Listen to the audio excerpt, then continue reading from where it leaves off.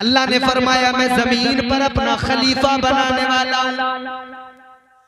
फरिश्तों ने अर्ज किया मौला क्या जरूरत है इंसान को बनाने की? या अल्लाह इंसान जमीन पर जाएगा, खूरेजी करेगा, फितना व फसाद करेगा। फरिश्तों ने अर्ज कर दिया मौला इबादत के लिए हम मौजूद हैं, सजदों के लिए हम मौजूद हैं। फरिश्तों ने अल्लाह की बारगाह में अर्ज किया था वनहनु नुसब्बिहु बिहम्दिका व नुक़द्दिसु लक। अल्लाह की बारगाह में अर्ज किया फरिश्तों ने ए मौला इबादत के लिए हम हैं, तस्बीह करने के लिए हम हैं, हम्द करने के लिए हम मौजूद हैं। फिर इंसान को पैदा करने की जरूरत क्या है? या अल्लाह इंसान को पैदा न कर, इंसान जमीन पर जाएगा, फितना व फसाद करेगा, खूरेजी करेगा। अल्लाह ने फरमा दिया ऐ मेरे फरिश्तों जो मैं जानता हूँ वो तुम नहीं जानते। सुभान अल्लाह, सुभान अल्लाह, सुभान अल्लाह, सुभान अल्लाह। जो मैं जानता हूँ वो तुम नहीं जानते। हजरत जिब्राइल को हुक्म हुआ जिब्राइल जाओ जमीन से मिट्टी उठा के ला। जिब्राइल आए, जमीन से मिट्टी उठाना चाहते हैं। जमीन रोक के कहने लगी ए ताइरे सिदरा, ए बुलबुले सिदरा, किस लिए मिट्टी ले जा रहे हो? कहने लगे अल्लाह ताला ने मंगाई है, इंसान को पैदा किया जाएगा। जमीन रोई गिड़गिड़ाई ए बुलबुले सिदरा मिट्टी न लेके जाओ, इंसान बनेगा, जमीन पर आएगा, जमीन पर खूरेजी करेगा। जमीन रोई, हजरत बुलबुले सिदरा को रहम आ गया, हजरत बुलबुले सिदरा वापस चले गए। अल्लाह ने फरमाया जिब्राइल मिट्टी लेने के लिए गए थे, खाली हाथ क्यों आए? अर्ज करने लगे मौला मिट्टी लेने गया था मगर जमीन रोने लगी, जमीन गिड़गिड़ाने लगी, इसलिए नहीं लाया। अल्लाह ने दूसरे फरिश्ते को हुक्म दिया, हजरत मीकाईल को हुक्म दिया जाओ तुम मिट्टी लेकर आओ। वो जमीन पर आए, मिट्टी उठाना चाहते हैं मगर जमीन ने फिर रोना शुरू किया। जमीन रो के कहने लगी ए अल्लाह के फरिश्ते मिट्टी न लेकर जा, ये भी खाली हाथ वापस आ गए। तीसरे फरिश्ते को अल्लाह ने भेज दिया, हजरत इसराफील को भेजा, वो भी जमीन पर आए। जमीन फिर रोई गिड़गिड़ाई, इन्हें भी रहम आ गया, ये भी खाली हाथ चले गए। चौथा फरिश्ता अल्लाह ताला ने हजरत इजराइल को भेजा, हजरत इजराइल अलैहिस्सलाम जिन्हें मलकुल मौत कहा जाता है, अल्लाह ने उनको भेजा जाओ जमीन से मिट्टी लेकर आओ। आ गए जमीन पर मिट्टी उठाने के लिए, जमीन फिर रोई गिड़गिड़ाई, अर्ज करने लगी मिट्टी न लेकर जाओ, इंसान पैदा होगा, इंसान जमीन पर आएगा, खूरेजी करेगा, फितना व फसाद करेगा। मगर हजरत मलकुल मौत ने कहा ऐ जमीन सुन ले, मैं तेरा रोना नहीं देखूंगा, मैं अल्लाह का हुक्म देखूंगा। सुभान अल्लाह, सुभान अल्लाह, सुभान अल्लाह, सुभान अल्लाह। इन्होंने कहा तेरे रोने से मैं रुकने वाला नहीं, मुझे रब ने हुक्म दिया तो मैं मिट्टी लेकर जाऊंगा। बात समझ में आ रही है? मिट्टी लेकर जाऊंगा। इन्होंने मिट्टी उठाई लेकर चले गए, अल्लाह मिट्टी ले आया। अल्लाह ने फरमाया इजराइल तुम मिट्टी लाए तो क्या जमीन नहीं रोई? कर रोई, फिर क्यों ले आए? अल्लाह मैंने उसके रोने को नहीं देखा, मेरी नजर में सबसे ज्यादा अहमियत जो थी वो तेरे हुक्म। अल्लाह मैंने जमीन का रोना नहीं देखा, जमीन का गिड़गिड़ाना नहीं देखा, मुझे उस पर रहम नहीं आया, मुझे तो तेरे हुक्म पर अमल करना था। अल्लाह ने फरमा दिया ऐ इजराइल तुम इंसान की तख्लीक के लिए, इंसान की पैदाइश के लिए मिट्टी लाए हो, आज तुम्हारे मिट्टी लाने से इंसान बनेगा, इंसान पैदा होगा तो अब ड्यूटी भी तुम्हारी लगेगी। जब इसके जिस्म से जान निकाली जाएगी, जब इस मिट्टी को मिट्टी में मिलाया जाएगा तो ये ड्यूटी भी तुम्हारी लगेगी। कयामत तक के लिए इंसानों के जिस्म से उनकी रूह को निकालने तुम जाओगे। उसी फरिश्ते का नाम मलकुल मौत है, वही जिस्म से रूह निकालते हैं, जिस्म से रूह निकाल। ये हाथ तब तक काम करता है जब तक जिस्म में रूह है। तो बहरहाल बात चली, आदम अलैहिस्सलाम को अल्लाह ने पैदा किया। हजरत मलकुल मौत मिट्टी लाए। अल्लाह ने फरमाया मिट्टी को जब मिट्टी में मिलाया जाएगा तो फिर तुम्ही को इस काम को अंजाम देना। हजरत आदम को अल्लाह ने पैदा कर दिया। कहाँ रखा? अल्लाह ने हजरत आदम को तमाम उलूम अता फरमाए, तमाम चीजों के नाम सिखाए। अल्लाह ने तो फरिश्तों से फरमा दिया था ना, मेरे फरिश्तों जो मैं जानता हूँ वो तुम। अल्लाह ने फरिश्तों से फरमाया, ऐ फरिश्तों जरा देखो तो सही आदम को मैंने कितना इल्म दिया है, कितना नवाजा है। अल्लाह ने सारी चीजों के नाम मालूम किए। हजरत आदम ने फौरन बता दिए। सिखाने वाला खुदा, सीखने वाले हजरत आदम। अल्लाहु अकबर कबीरा। अब अल्लाह ने फरमाया आदम जन्नत में चले जाओ। सुभान अल्लाह, सुभान अल्लाह, सुभान अल्लाह, सुभान अल्लाह। हजरत आदम जन्नत में चले गए। मगर इंसान की फितरी तौर पे इंसान के अंदर ये बात है कि इंसान इंसानों में रहता है। बोलो इंसानों में। अच्छा, किसी इंसान को जंगल में छोड़ के आ जाओ जानवरों में, क्या उसका दिल लगेगा? तो जब हजरत आदम पैदा हुए इंसान तो कोई था ही नहीं, अकेले थे। अल्लाह के फरिश्ते थे, दूसरी मखलूकात थी, मगर इंसान कोई नहीं था। अकेले आदमी, अकेले बशर, अकेले इंसान। तो दिल नहीं लगता था, तबीयत नहीं लगती थी। हम जिन्स को तलाश करते थे, आदमी कोई दूसरा मिल जाए, इंसान कोई दूसरा मिल जाए। जन्नत में होने के बावजूद भी दिल नहीं लगता था, तबीयत नहीं लगती थी। अल्लाह तबारक व तआला का करम देखो। एक दिन हजरत आदम सोए तो अल्लाह ने बाई पसली से तुम्हारी मेरी माँ, नस्ल इंसानी की माँ जनाब हजरत हव्वा को पैदा कर दिया। बेशक बेशक बेशक, सुभान अल्लाह, सुभान अल्लाह, सुभान अल्लाह। अब पहली औरत पैदा हो। पहली औरत हजरत आदम को कैसे पैदा किया? अल्लाह ने मिट्टी से। कैसे?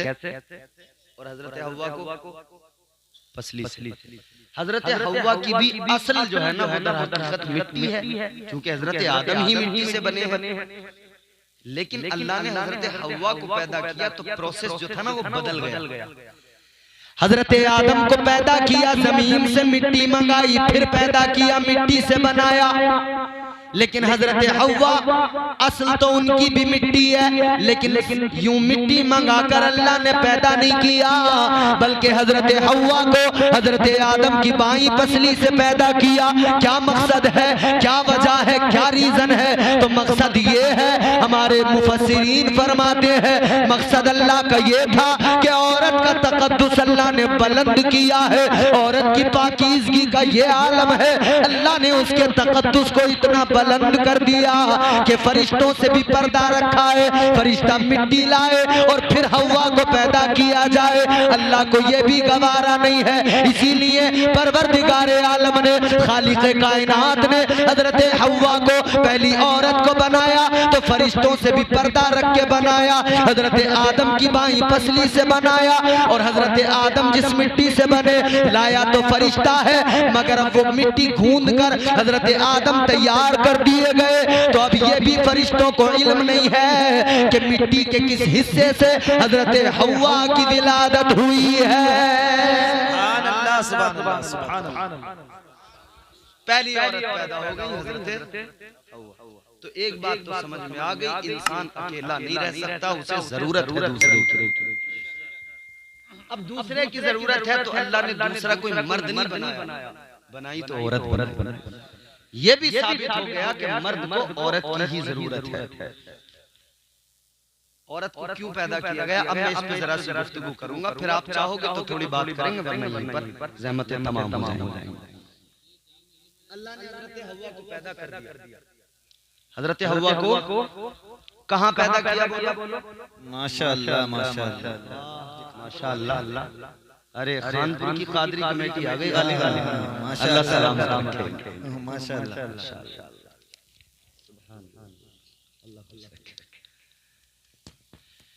हजरत हव्वा को अल्लाह ने पैदा कर दिया।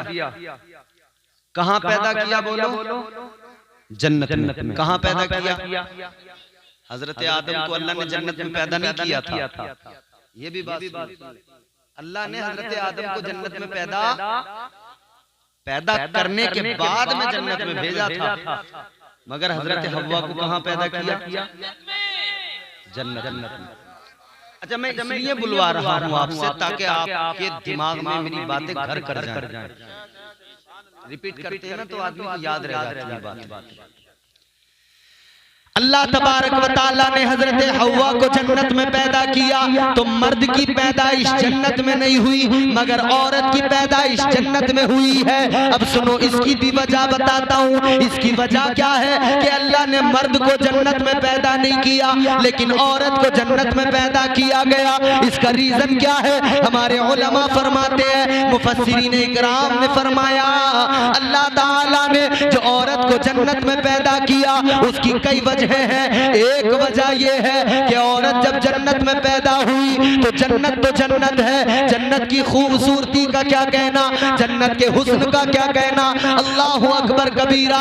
जन्नत तो वो है जिसमें दूध की नहरें बहती हैं, जन्नत तो वो है जहाँ शहद की नहरें हैं, जन्नत तो वो है जहाँ हर किस्म की मेवाजात मौजूद है, जन्नत तो वो है जहाँ पर तमाम तर आराइशें मौजूद है। जन्नत उस जगह का नाम है। लोगों, जन्नत क्या है? अल्लाहु अकबर, गौर करो।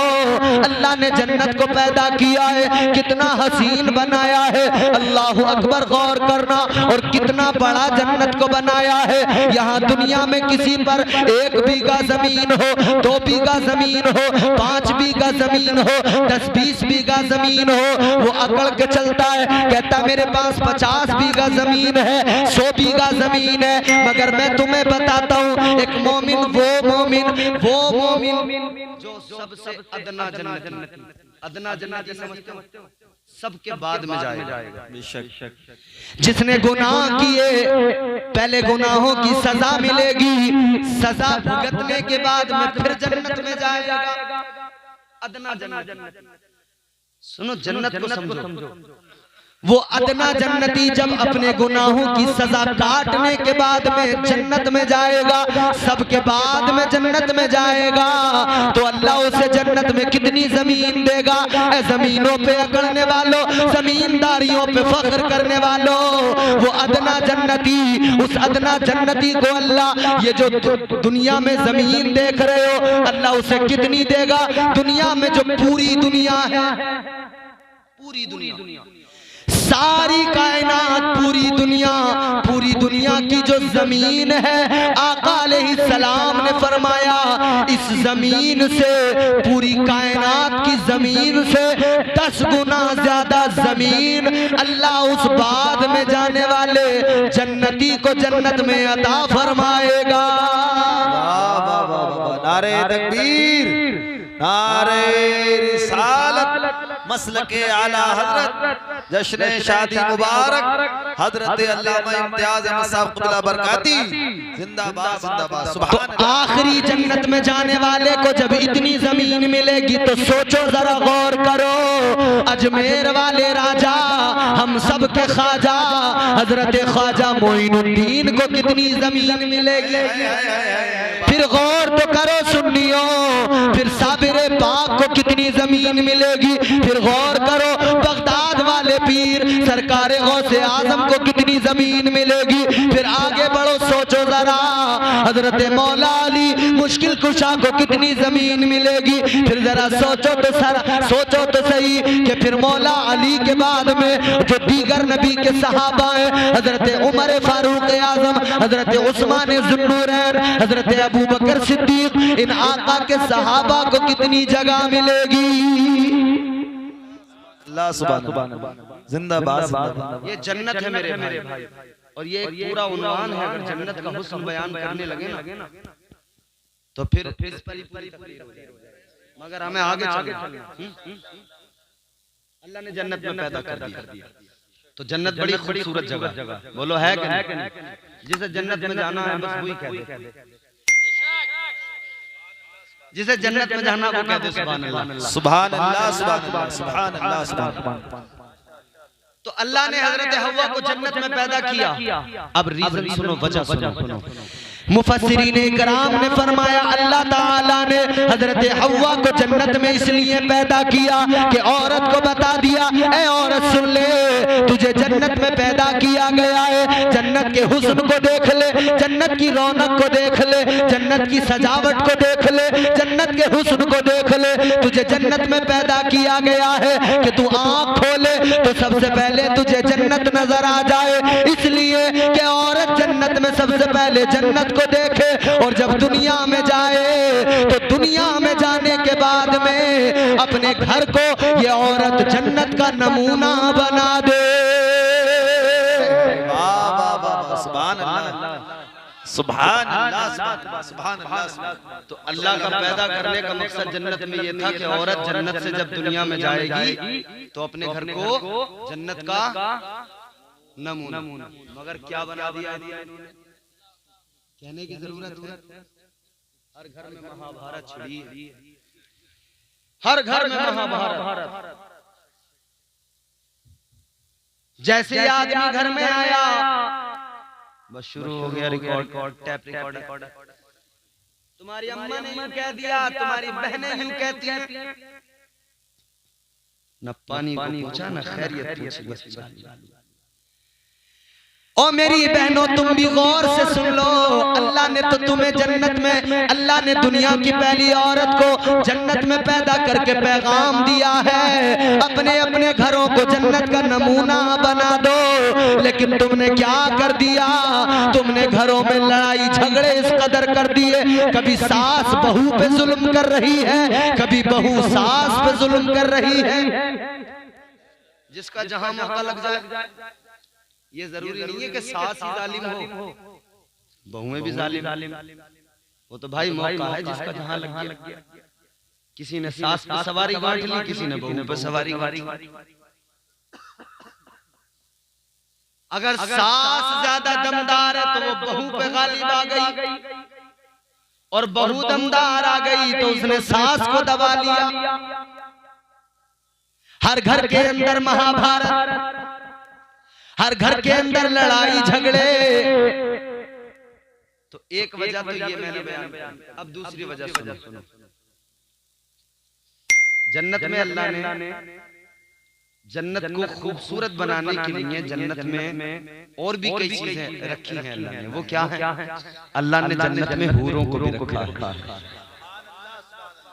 जन्नत में हूरें, एक मोमिन को, एक जन्नती को 70 हूरें मिलेंगी। कितनी? और जन्नत की हूरों की खूबसूरती अल्लाह, अगर बयान करने लगूं ना तो ये भी पूरा एक उन्वान है।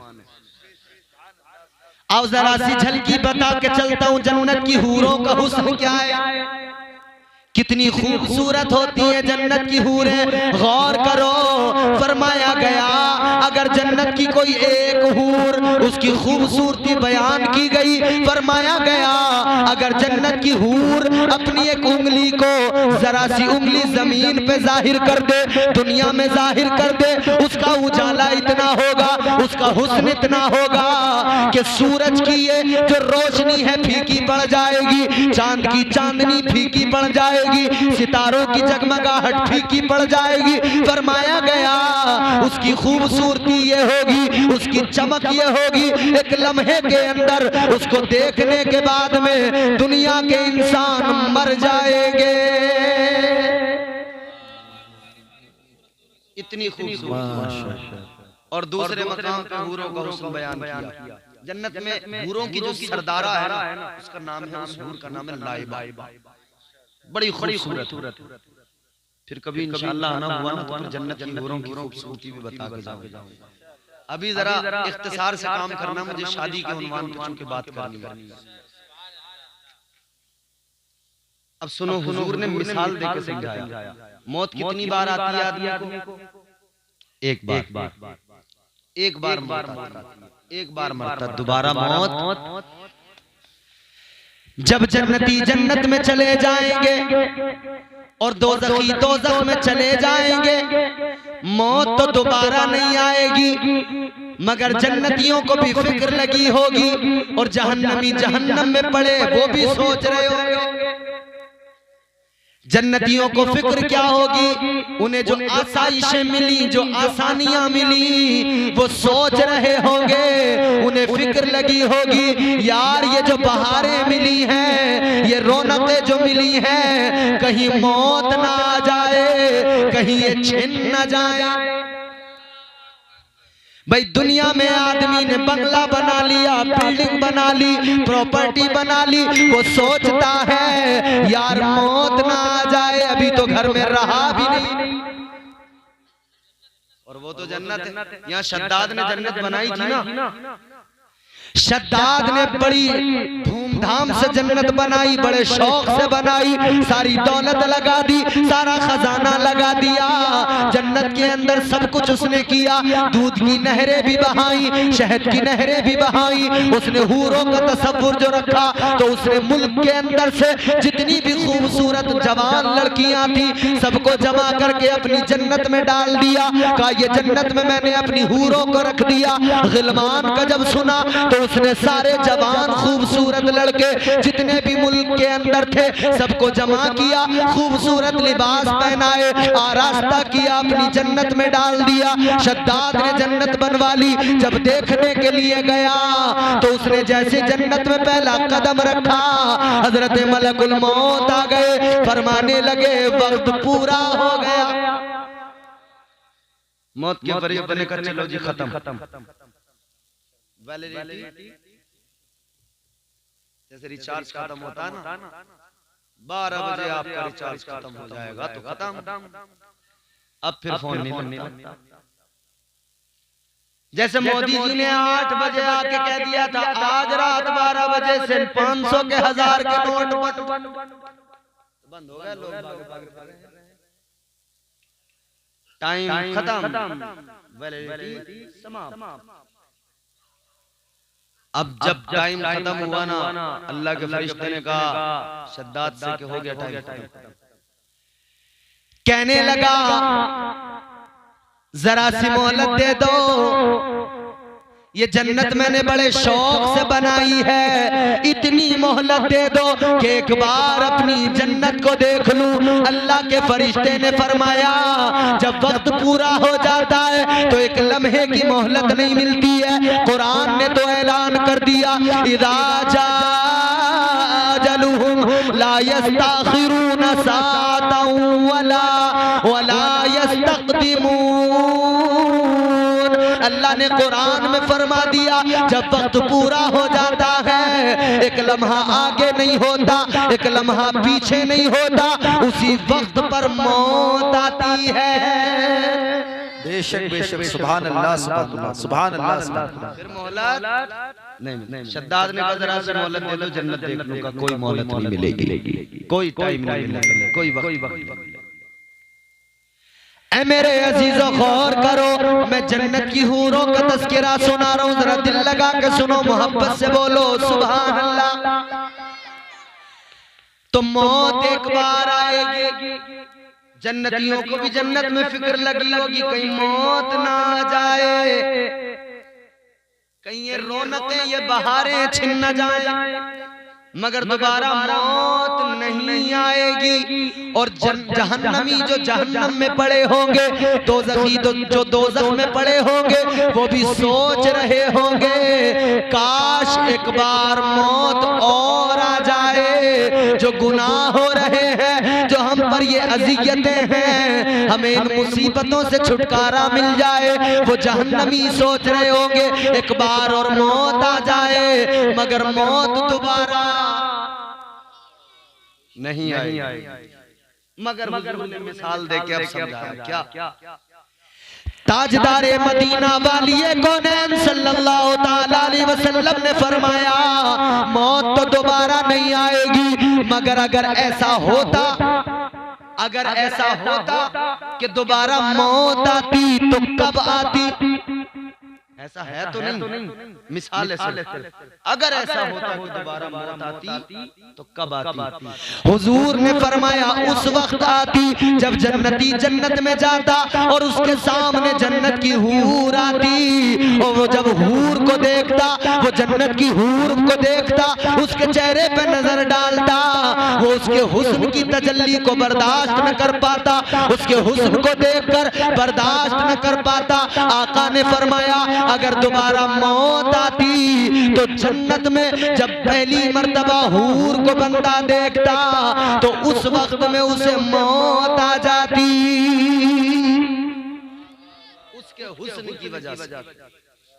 मगर दोबारा तो मौत नहीं आई, मगर समझाया कि ये हुस्न है हूर का, इतनी खूबसूरत है उनके हुस्न को यहाँ आंखें बर्दाश्त न कर सकती।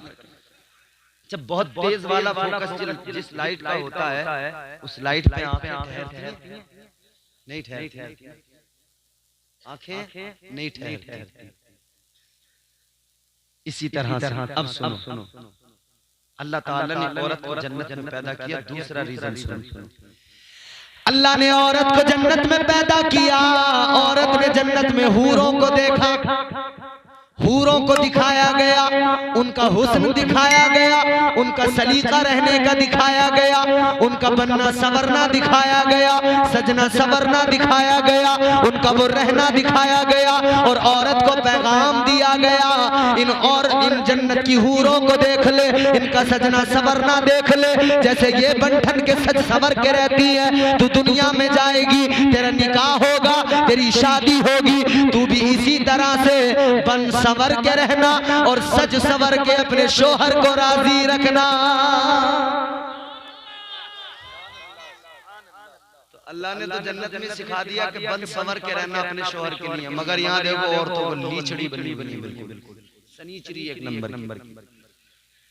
मोहल्ले में शादी आ जाए तो फिर पूछो मत, पूरा मुंह सफेद कर लिया,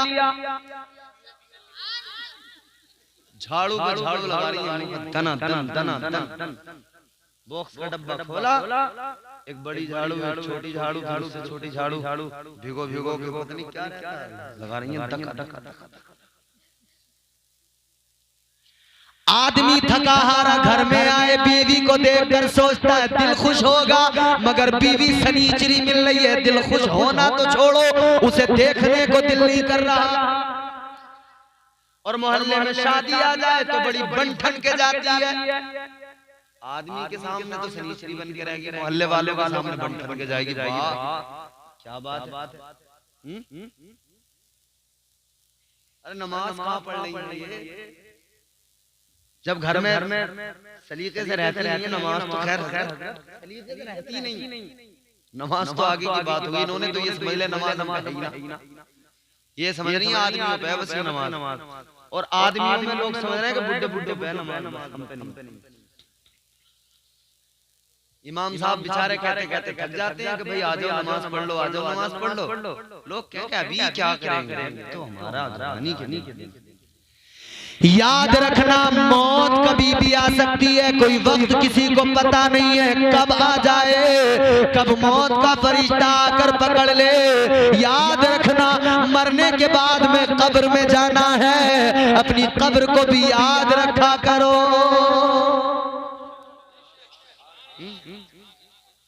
तो औरतें रह रही हैं बिल्कुल मोहल्ले वालों के सामने बंठन के, मोहल्ला पूरा राजी है, घर में आदमी राजी नहीं है। बोलो ऐसा है कि औरत से मोहल्ला तो पूरा राजी है, पड़ोसी कह रहे हैं चच्ची का जवाब नहीं है, कह रहे हैं जी भाभी की आदत बड़ी है, कोई भी चला जाए बगैर चाय के तो भेजते नहीं, और आदमी को पानी पूछ रही, मोहल्ले वालों को चाय दे रही। अरे जो खिला रहा है कमा के, जो ला के देता है, तेरी फरमाइशें पूरी करता है, उसका तुझे जरा सा ख्याल तो छोड़ो, उसे तो पागल समझ रही है। और कहती हैं चप्पल आदमी पहनेगा खरीद के औरत लाएगी, कपड़ा आदमी पहनेगा, खरीद के औरत लाएगी और चालाक बनती है, कहती है इसके पापा से तो कुछ लेना ही नहीं आता। इसके पापा तो ऐसे हैं बावले, महंगा लिया तो ठग ले तू है चला। चालाकी बताऊं कितनी चालाक है, बताऊं चालाक 2 मिनट में खत्म हो जाती है। कब एक आदमी तुम्हारे गांव में भी आता होगा, ऐसे बहुत सारे लोग हैं, वो ऐसी बड़ी बड़ी पोटले पुटलियां लेके आते हैं और उसके अंदर कंबल होते हैं, कंबल वो देखने में 4 नजर आते हैं, खोल के देखने पर 1 होता है। ये 4 समझ के 4 के पैसे दे के ले लेती है, जब खोल के देखती है तो 1 निकलता है। सारी चालाकी खत्म। दुकान पे कपड़ा लेने पहुंची, ये समझ रही है बड़ी चालाक। वो दुकानदार बावले पागल है, वो सैकड़ों और उन्हें भी पता है सब कुछ। 500 रुपए के सूट के सीधे 2500 बताते हैं, उन्हें भी पता है कि ये भी 500 से चलेगी। वो भी कहते कर तो सही, कम कहां तक करेंगे हम देखें। इसने 500 से काम शुरू किया, उसने कहा नहीं होगा, और जब उसने देखा कि ना सौदा नहीं बनना जा रही है तो वो 600 में 700 में 800 में जहां बात बन जाए वही दे देता। फिर बड़ी खुश है, मैं लेकर आई हूं, बता रहा था 2500 रुपए मुझे 2000। मैंने कहा जी मैं तुम्हारे यहाँ बहुत दिनों से ले रही हूँ कपड़े, मैंने लेकर जाऊंगी महंगा, तुम्हें तो इतने ही देना पड़ेगा। अगर ये नुकसान में देने लगे, इनकी तो दुकानें बंद हो जाए। तुम्हारी चालाकी इनके सामने कोई हैसियत नहीं रखती है, इनकी दुकानें बंद हो जाए। इतना महंगा दुकानों का किराया भी दे रहे हैं, अपने बच्चों को भी पाल रहे हैं। कैसे पाल रहे हैं? तुम जैसे चालाक रोज जाते हैं, वो तुम जैसे चालाक लोगों को रोज बेवकूफ बनाते हैं। अल्लाह ने तो पैदा किया जन्नत में, सच समर के रहना शोहर के सामने, हूरों को देख, मगर ये पूरे मोहल्ले को राजी रख रही है, आदमी को राजी नहीं रख। खुदा के लिए आदमी को अपने शोहर को राजी रखो। अच्छा, हजरत आदम हजरत हव्वा, अल्लाह ने जन्नत में पैदा कर दिया हजरत हव्वा को। हजरत आदम सो रहे थे, जब जैसी उठे ना आंख खुली, देखा आपने फरमाया तुम कौन हो? कहने लगी मैं औरत हूँ। आपने फरमाया किस लिए तुम्हें अल्लाह ने पैदा किया? आपने फरमाया हजरत हव्वा कहने लगी अल्लाह ने मुझे आपके लिए पैदा किया है। हजरत आदम अलैहिस्सलाम की तबीयत माइल हुई, आपने हाथ लगाना चाहा, आपने छूना चाहा। अल्लाह ने फरमाया आदम अभी न छूना, अभी हव्वा तुम पर हलाल नहीं। या अल्लाह कब हलाल होगी? अल्लाह ने फरमाया महर अदा कर दो। या अल्लाह मेरे पास तो कुछ भी नहीं, क्या महर अदा करूं? अल्लाह ने फरमाया आदम महर तुम्हारा कोई दौलत नहीं है, कोई खजाना नहीं है, माल नहीं है। आदम इतना करो, मेरे महबूब पे 10 मरतबा दुरूद पढ़ दो।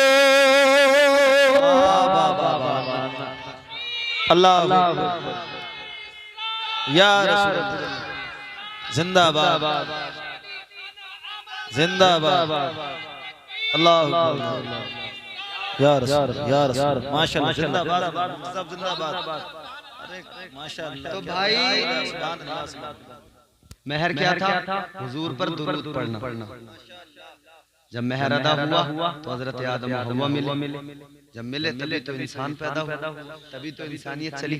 तो पता लगा हमारी पैदाइश उस वक्त तक होती नहीं है जब तक नबी पर दुरूद पाक न पढ़ा जाए।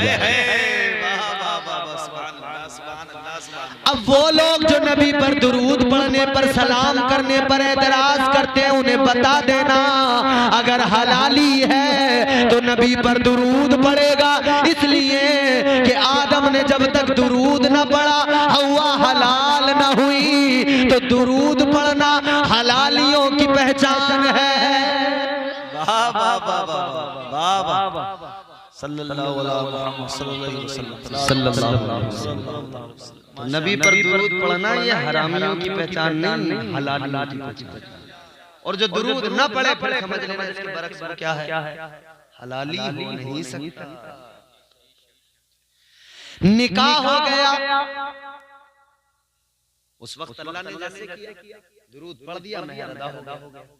तो ये भी पता लग गया कि मेहर का अदा करना जरूरी।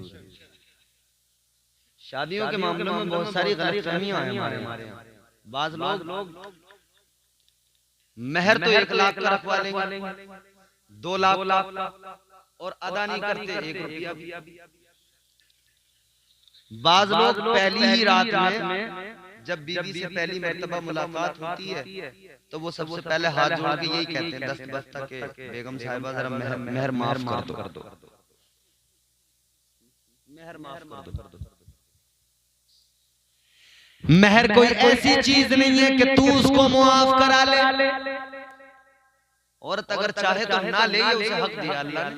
वो चाहे तो ना ले, ये उसे अल्लाह ने हक दिया। मगर तू कह के माफ कराए, इसकी तो गुंजाइश ही नहीं है, हो ही नहीं सकता माफ। तुम्हारे कहने पे औरत 100 बार कह दे, माफ देना। अब ये जो लोग जाते हैं कहते हैं कि मेहर माफ कर दो, जरा एक बात तवज्जो से सुन लो। मर्द को अल्लाह ने हाकिम बनाया है। क्या बनाया है? हाकिम। मर्द को अल्लाह ने हाकिम बनाया, और जो बादशाह होता है उसकी शान बादशाहों वाली होती है। कभी तुमने देखा है कोई बादशाह अपनी रियाया के सामने कोई मुझे माफ कर दो? अरे भाई अल्लाह ने तुझे बादशाह बनाया है, इतना बड़ा ओहदा दिया है, किस बात की माफी मांग रहा? औरत पर अल्लाह ने तुझे हाकिम बनाया, तू क्यों माफी मांग रहा? किस लिए? माफी का कोई मतलब नहीं है। मेहर अदा करना जरूरी है। मेहर की 2 किस्में आप देखते हैं निकाह में, एक नक़द वाला और एक उधार वाला। वो जिंदगी में जब देना चाहे, जब उसमें मैसर हो वो दे दे, मगर दे जरूर दे। मुफ्ती साहब किबला तशरीफ ले आए माशाअल्लाह। देखो ये दारुल इफ्ता में बरेली शरीफ में बैठते हैं, इनसे पूछा करो मसाइल। और ये सादे नजर आ रहा है टोपी से, तुम्हें इतना सादा मत समझना इन्हें। ये मियां ये सादगी है, ये सादगी बड़ा अजीम जेवर है। इंसान की जिंदगी में सादगी हो, ये चमक धमक की कुछ नहीं है, इसकी कोई अहमियत नहीं, ये जो रंगीनी आने इनकी कोई अहमियत नहीं। असल जो है ना वो सादगी है। इसलिए याद रखना, हम तो बुजुर्गों के मानने वाले हैं, और बुजुर्गों को देखो, उनकी जिंदगियों में तुम्हें चमक धमक नहीं मिलेगी, उनकी जिंदगियां बड़ी सादी नजर आएंगी। तो हमारा तो दीन हमें सादगी सिखाता है। मुस्तफा ने सादगी का पैगाम दिया है। आका ने जिंदगी सादगी में गुजार दी। आका ने अपनी जिंदगी गुर्बत को इख्तियार करके गुजार दी। आका ने अपनी जिंदगी कैसे गुजारी? मुस्तफा जाने रहमत की सादगी का ये आलम है।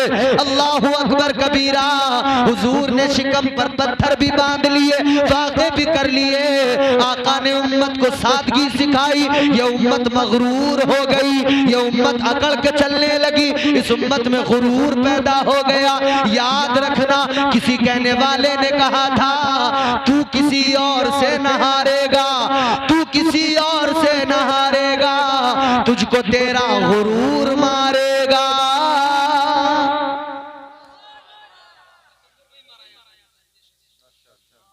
अखलाक की दौलत से कभी दूर न होना, कौनैन भी मिल जाए तो मगरूर न होना। तो शादियों का तसव्वुर इस्लाम में उसी वक्त से मिलता है जब अल्लाह ने पहले मर्द को पहली औरत को पैदा किया, तो फिर वहां पे उनका अल्लाह ने फरमाया कि हवा तब हलाल होगी जब मेहर अदा करोगे। तो ये मेहर निकाह में बेहद जरूरी और इसका अदा करना भी जरूरी।